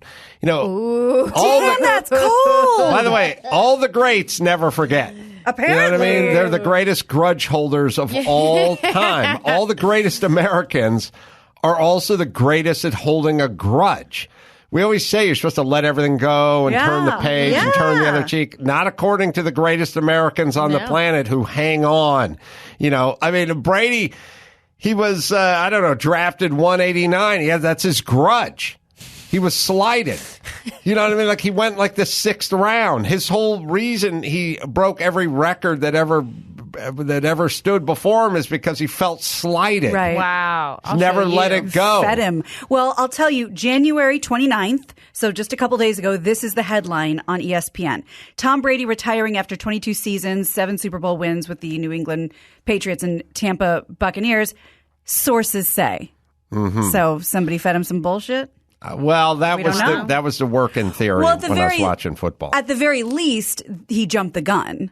Right. So, whoopsie.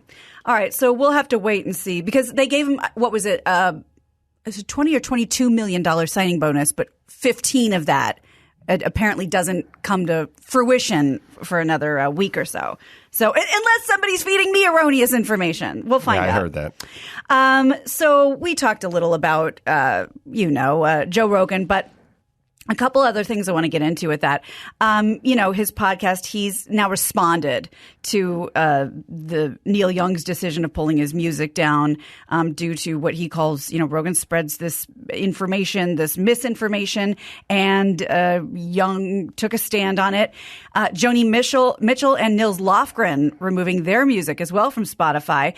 And Rogan says he's a huge Neil Young fan and he's sorry he feels that way. So I have a video. The video is 10 minutes. I'm going to show you 1 minute. Could they just drill down on what the fucking misinformation is? It's always just misinformation. Good. Go through the talking points. Yeah. Or why don't you get Sanjay Gupta to go on and debate whoever Joe Rogan was talking to? Like, let's have a robust debate. That would be great. Or start specifically addressing the things that were incorrect. Well, I think so. It's this big umbrella of misinformation. Never any specifics. Well, when you launch the idea of let's have somebody with an opposing view come on, that's something that Joe seems to be going in the direction of.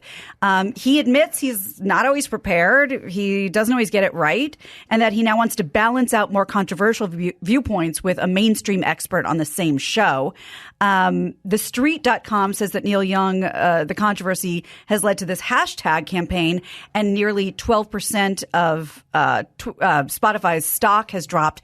How related that is, unclear. Spotify's stock has been dropping for a long time. They're trying to connect it to the controversy, but it's been going for a while. The reason why I thought that was interesting is because everyone's like, oh, yeah, now when Spotify makes him apologize, I was like, oh, is that what's going on? I'm not really sure. So he just put up this kind of casual 10-minute video, and here's a minute of Joe's thoughts. The problem I have with the term misinformation, especially today, is that many of the things that we thought of as misinformation just a short while ago are now accepted as fact. Like, for instance, 8 months ago, if you said, if you get vaccinated, you can still catch COVID and you can still spread COVID, you'd be removed from social media. They would ban you from certain platforms. Now, that's accepted as fact.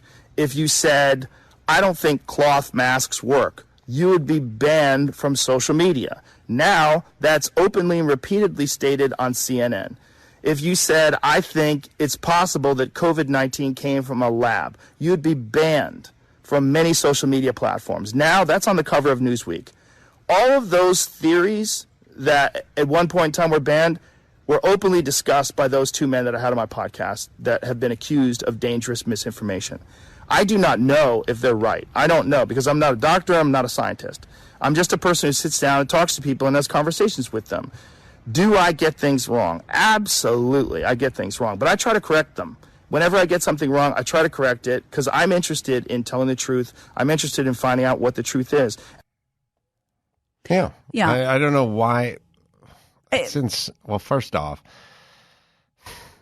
Neil Young is supposed to push back against the man. Joe Rogan is not the man. The CDC's the man. Fauci's the man. Gavin Newsom's the man. WHO, that's the man. That's the establishment. Joe Rogan is not the man. So it's weird. I've said that. I've been saying this entire pandemic. Hey, comedians, why aren't you pushing back against the man? You think Tucker Carlson's the man or Joe Rogan? They're not the man. Gavin Newsom's the man. He's the guy who shut down your fucking state. So go push back against him, you fucking cowards. But they don't do that. So it's this weird paradigm we're in, especially with artists and comedians of all people, the Joni Mitchells and the Neil Youngs, the fighting, stepping up against Nixon and the Vietnam War and Kent State and everything. But now they're going after Joe Rogan. But I think the new man, Trump excluded, the new man is non-political influencers. Yeah. Because they're who we hear from the most, you know? I guarantee whatever proclamations that were made on Joe Rogan's podcast over the last 20 months versus what was said on CNN, he has a much higher batting average of accuracy than CNN does. So if you want to push back, what about all the shit CNN got wrong? Sure. And by the way, it can't just be this thing where it's like, well, yeah, they got it wrong, but in the name of safety. Yeah, they thought you could get it at the beach or outdoor dining, or they need to close down the schools or whatever, but that's all safety. It's wrong. It's either wrong or it's right. If it's wrong, it's fucking wrong. Yeah. And they've been wrong about most everything. They've had to revise people were wiping everything down, Lysoling everything. Remember that? Q1 of COVID, remember? Q1? Yes. Right. That's right. All right. Everyone got a lot of shit wrong. Yeah. Okay. But that's all right. We have a debate. Well, it's funny because Ugh. I put up, I guess it was a little social experiment this morning, and I posted the whole video.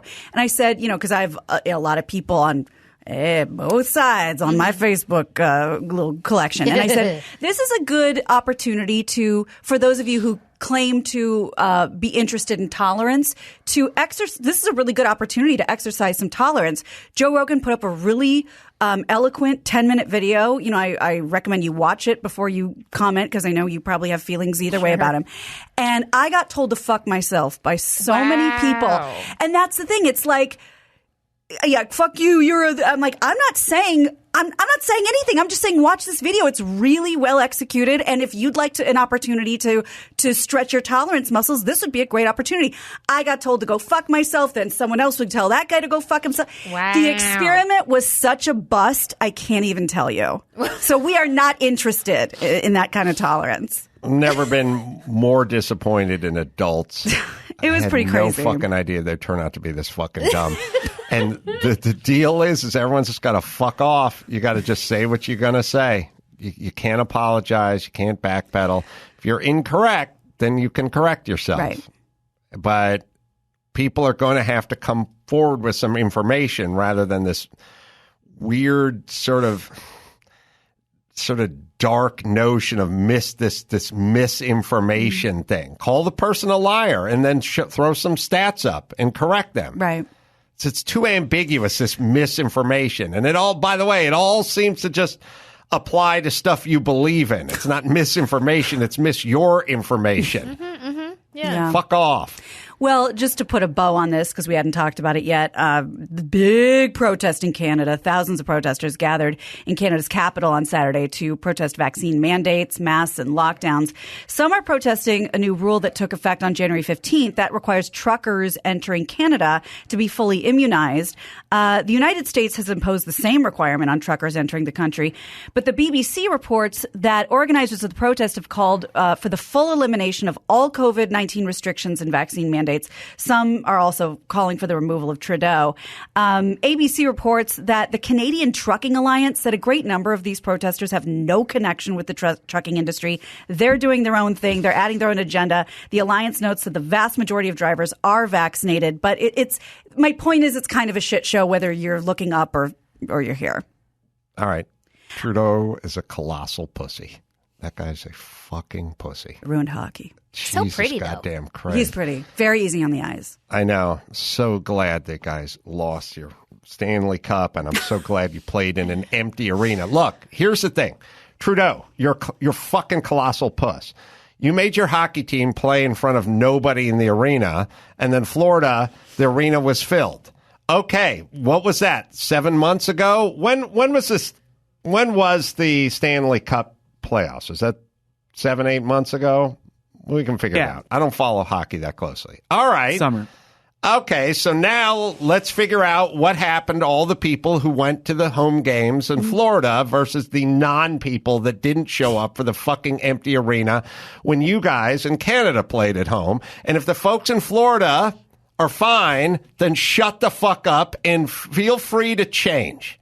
Feel free to modify. Right. Modify. Don't double down. Reimagine. This thing is like, I'm going to make myself right by doubling down on shit I was wrong about 10 minutes ago. Fuck you. Yeah. Why do we all have to be punished because you were wrong?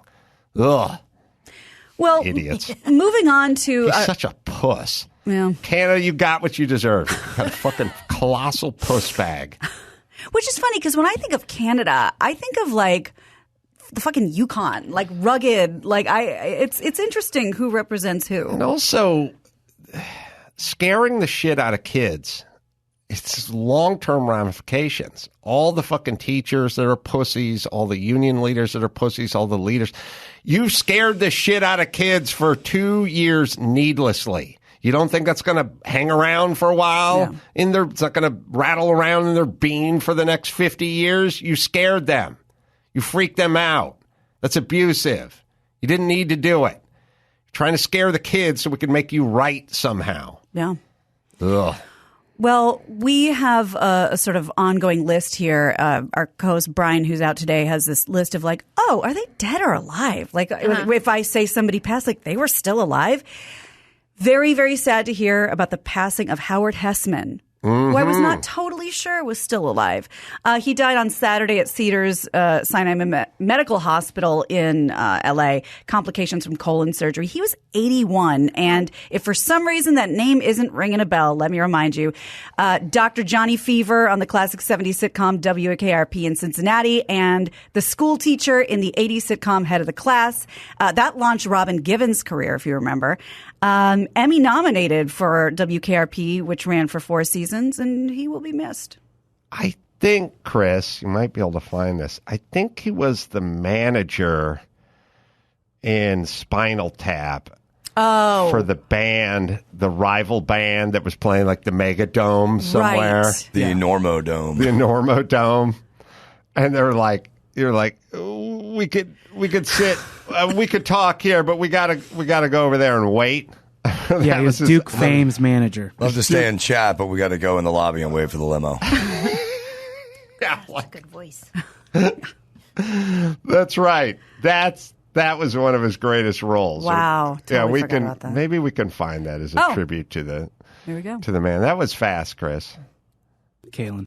Kayla. Okay, we know Spinal Tap. Spinal Tap. David St. Hubbard. Spinal Tap. Derek Small. Spinal Tap. Andy Sample? Listen, where are you playing in Tap? Are you playing here? We're doing the Enormo Dome, whatever it is. It's terrific. Oh, It's yeah, good big house. We place. sold That it side out. of town. Very That's a big nice. place. You sold it out. 20,000 seats. We really should run, you know. That's good. Heavens. How are you, laddie? Great to see you, Ted. Terrific to see Liam. you. Ian. Listen, we'd love to stand around and chat, but we gotta sit down in the lobby and wait for the limo. Okay. Duke, Thanks. catch up with you Great on to the road. see you again, Terry. Yeah, Cheers. best of luck. Duke. We'll catch up on the coast, maybe. Great. Great to see you. Wow. So many great bit parts. I in there. know. And all very subtle. Yeah. Bobby Fleck. It's going to be missed. Yeah. Well, we also talk a lot on the show about luck, and who's to say who's lucky, and who had the silver spoon in their mouth, and who maybe didn't have such luck that we thought they did.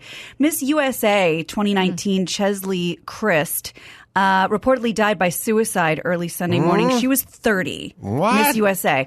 Stunning. Yeah. Oh, I have a picture of her. Ridiculously gorgeous. She died after jumping from a building in Manhattan. She was an attorney who sought to reform America's justice system. She was a fashion blogger. She was on Extra. She was a correspondent. She was crowned Miss USA 2019. The New York Post. What's her name? I hope I'm saying it right. Chesley Christ, Oh, Kryst. She was, an extra. The All New right. York Post reports that sources say Chris left behind a note saying she wanted to leave everything to her mother, who herself was also a former pageant winner. The note didn't include a motive. She just jumped off a building. Oh, God. That's So you never know. You wonder what percentage of people are just organically suicidal. Yeah. Like, there's the people, there are certain amount of people that are just gay. Sure. And then there are people who got fiddled with by a priest and it kind of scrambled them up a little. But there's just a certain amount and there's the people that want to kill themselves because of, addiction, depression or whatever. But isn't there just a certain amount of people that are just like, I am not going to see my 50th birthday? Yeah. Very possible. There's no signs of it. There's no. I know he didn't mean to, and it's like jumping off a building is not a cry for help. It's I want out. Yeah, absolutely. Like it's weird, right? Yes. Like I wonder how much of it is just organically. I don't want to be. Well, if there's wasn't meant to be here. medication where they say side effects are suicidal thoughts. That's right. Mm-hmm. So if you can take something to alter your chemicals in your body to have suicidal thoughts, And all of us are different people with different chemical levels. Some have high cholesterol, some don't. Some, you know what I mean? All the different things in our body. So I think you're right. I think there are some people who just their chemicals are off to where they do have a natural tendency of suicidal thoughts and won't make it to their 50th birthday and know that. So sad. You think about, you know, somebody who you'd never imagine her, but whatever demons she was fighting, whatever's going on, she was really good at putting on a happy face. And she must have felt it just wasn't serving her anymore. I don't know. She was, I think, at the top of Extra, the Billy Bush show. Yeah, she was like regular Extra. She's like bouncing around. Yeah. So you just never know. Heartbreaking. Yeah. It is. Well, I would love to deliver, I'd actually love for Tisha Campbell to deliver this very scary PSA. She shared this on Instagram that she believes she was almost taken by human traffickers. What? And when you hear the story, you will have basically no doubt. She's 53, you know, where she rose to fame on Martin. She went on Instagram Friday to share this experience in a video she originally just sent to her brother. Then she decided to make it public. While she didn't say where she was, TMZ reported it happened in Brownsville, Texas, about 10 minutes from the Mexican border. And here's just a minute of her telling you what happened. Don't freak out, but I think I almost got snatched up. So they don't have Ubers where I'm filming, and I had to call a taxi. So I get this number, but the truck that the van that pulls up is real sketchy looking. But there's a guy in the back seat, right? So when he jumps out, the guy is just standing there. I thought he was getting dropped off, but he's just standing there. And he goes, "Get in," and I go, "What?" He goes, "Get in," and I go, "No."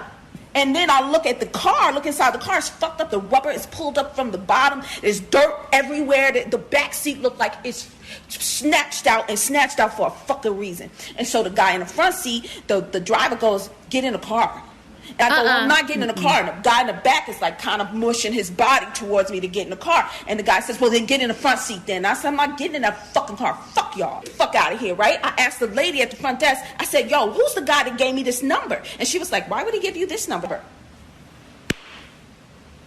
Yo, this trafficking shit is real, but they got me fucked up. They were going to take her to Mexico? Who knows? Getting a fucked up old rickety van with two random strangers? That's your taxi that was called? Who gave her the phone number? We need to do an investigation. Right. Cartels, man. They're getting out of control. And that's the thing. It's like, you know, I was raised Midwestern, like youngest kid, Jewish. You know, you're fine. Don't upset people. You'll make them uncomfortable. You make him feel bad. Mm-hmm. I have had to shed that skin, man, because you don't get in that fucking van. No. Hell, I always thought I was safe from trafficking. I'm like, I'm old now. I'm not prime. They don't want me. I got crow's feet. They don't want me. But now they almost took. There's a category like in porn that'll pay a little extra.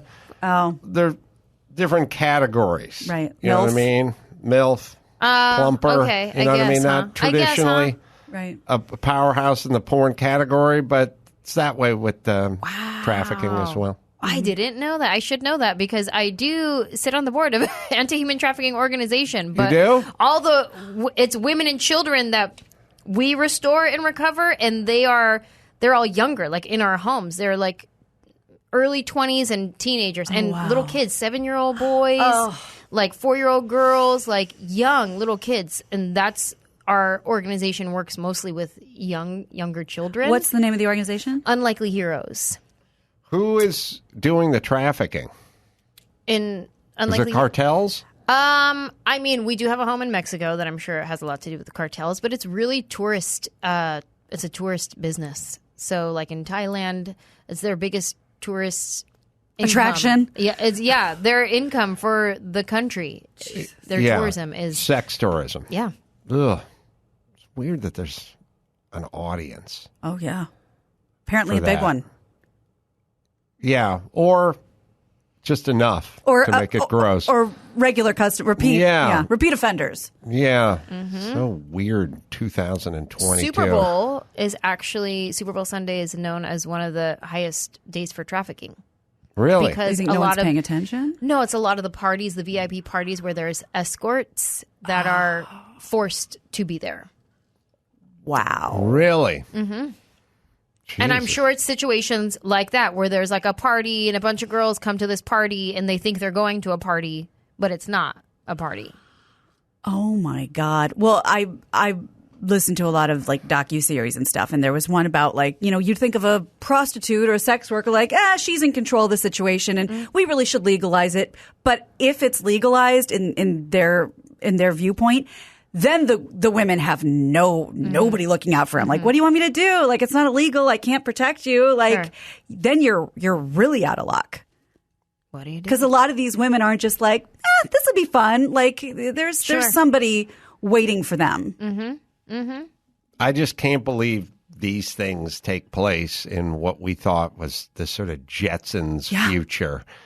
2022. First I can't world. believe we just have all the same old fucking problems. Mm-hmm. I mean, it's something as old, they always talk about the original profession, prostitution, but I mean, this is something that goes way back before the Bible, and here it is. Ugh. Alive and well, unfortunately. Yep. Unlikelyheroes.org. Yes. Okay, great. All right, let's bring it home, Gina Let's Grad. do that. I'm Gina Grad, and that's the news. Gina Grad. That was the news with Gina Grad.